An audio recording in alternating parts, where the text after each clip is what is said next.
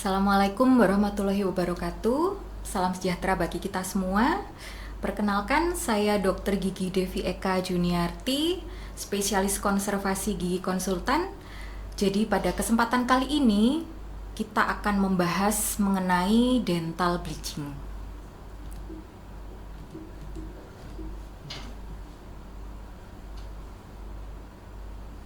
Ya, untuk tatap muka kita yang pertama, kita akan membahas mengenai ruang lingkup perawatan dental bleaching. Yang akan kita bahas pada pendahuluan di sini terdiri dari definisi perawatan dental bleaching, kemudian warna pada gigi dan perubahan warna pada gigi, serta bagaimana perawatan yang bisa kita lakukan untuk mengatasi perubahan warna pada gigi. Kemudian di akhir sesi kita juga akan membahas klasifikasi perubahan warna pada gigi.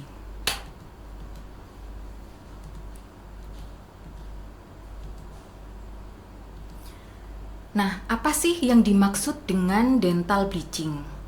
Jadi, dental bleaching merupakan suatu perawatan estetik yang bertujuan untuk mencerahkan warna gigi dengan cara kita mengaplikasikan bahan kimiawi di permukaan gigi. Nah, bahan pemutih gigi ini bersifat mengoksidasi pigmen pada gigi. Nah, kebutuhan masyarakat untuk saat ini, bagaimana mereka bisa memiliki penampilan yang menarik dengan senyum dan tampilan gigi yang lebih cerah, menyebabkan peningkatan perhatian dan minat masyarakat akan perawatan gigi estetik. Salah satunya adalah tooth whitening atau dental bleaching. Nah, pemahaman masyarakat awam akan warna gigi yang sehat dan normal itu adalah warna gigi dengan tampilan putih cerah tanpa celah gitu, atau kita istilahkan perfectly white. Jadi saat ini mungkin kita pernah mendengar istilah mengenai Hollywood smile, yaitu suatu prosedur perawatan gigi kosmetik yang tujuannya adalah memperbaiki masalah estetika pada gigi untuk mendapatkan senyum yang sempurna seperti artis-artis Hollywood gitu. Namun faktanya ternyata gigi yang normal dan alami itu justru yang berwarna putih agak sedikit kekuningan.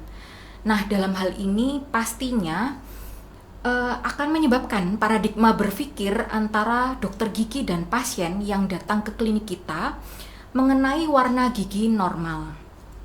Dan hal ini pasti akan berpengaruh terhadap hasil akhir perawatan yang diharapkan antara pasien dan dokter giginya.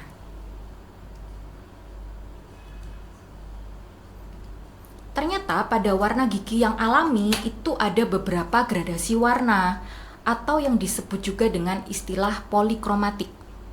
Seperti yang kita lihat pada gambar berikut, di mana warna gigi di area servikal sedikit berwarna kemerahan atau merah muda, karena area ini mendekati area gingiva. Kemudian lebih ke area insisal, warnanya berubah menjadi kekuningan karena merefleksikan warna dentin. Seiring dengan perubahan area gigi, semakin ke insisal akan menjadi semakin putih karena lapisan enamel di sini lebih tebal, sehingga warna insisal ini menjadi lebih abu-abu atau sedikit lebih transparan karena efek dari ketebalan enamel yang ada di area tersebut.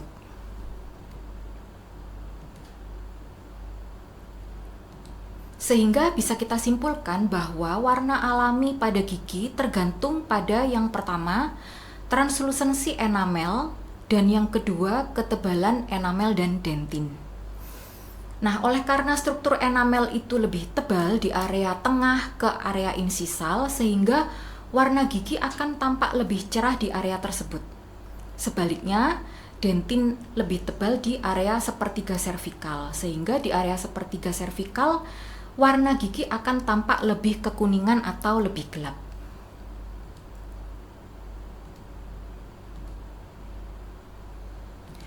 Perbedaan warna gigi sulung atau gigi susu dengan gigi permanen, yaitu untuk gigi sulung itu warnanya lebih putih cerah dan agak sedikit kebiruan. kalau kita cermati lebih detail ya pastinya. Sedangkan untuk gigi permanen itu lebih ke putih kekuningan. Nah, berikut adalah gambaran perbedaan warna pada gigi sulung dan permanen. Seiring dengan pertambahan usia seseorang dan durasi pemakaian gigi secara fisiologis, maka gigi akan mengalami perubahan struktur dan warna. Enamel akan menjadi lebih tipis dan dentin akan menjadi lebih tebal karena deposisi dari dentin sekunder.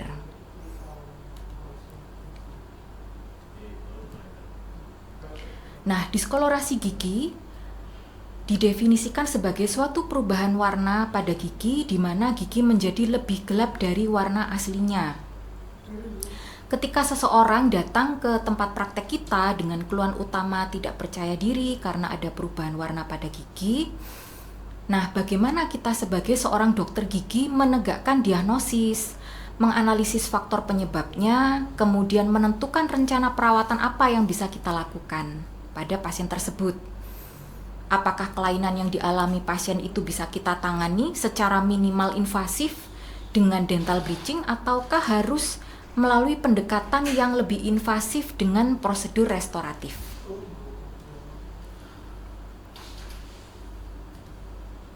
Sebelumnya kita perlu terlebih dahulu mempelajari tentang klasifikasi diskolorasi gigi.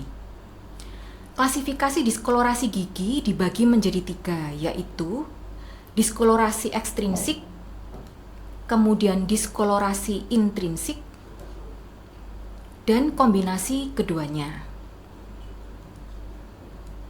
Nah, diskolorasi ekstrinsik yaitu perubahan warna gigi yang terjadi di lapisan luar enamel, sehingga penyebabnya bisa kita analisa merupakan faktor yang terjadi dari luar gigi tersebut. Nah, kemudian untuk diskolorasi intrinsik yaitu perubahan warna gigi yang terjadi di lapisan atau struktur bagian dalam enamel ataupun dentin, sehingga penyebabnya adalah dari bagian dalam gigi tersebut. Sedangkan diskolorasi gigi kombinasi yaitu perubahan warna gigi yang terjadi baik dari lapisan luar maupun dalam gigi.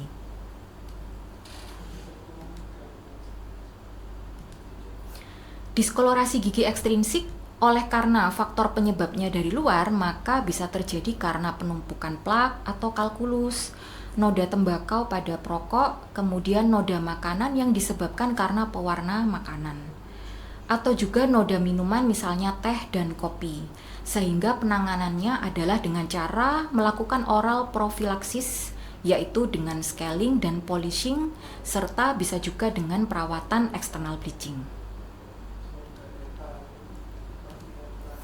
Diskolorasi gigi intrinsik yaitu adanya perubahan warna pada gigi yang terjadi dari dalam. Penyebabnya bisa karena bahan pewarna atau kromogenik dari dalam enamel atau dentin yang terbentuk selama proses tumbuh kembang. Untuk contoh diskolorasi gigi intrinsik yang terjadi selama odontogenesis, misalnya amelogenesis atau dentinogenesis imperfecta. Untuk contoh diskolorasi gigi intrinsik setelah gigi erupsi yaitu misalnya perdarahan karena cedera. Hal ini akan menyebabkan warna dari sel darah merah menyebabkan gigi menjadi lebih gelap. Baiklah, sekian materi dari saya untuk tatap muka yang pertama. Kita bertemu lagi di tatap muka berikutnya. Terima kasih untuk perhatiannya. Wassalamualaikum warahmatullahi wabarakatuh.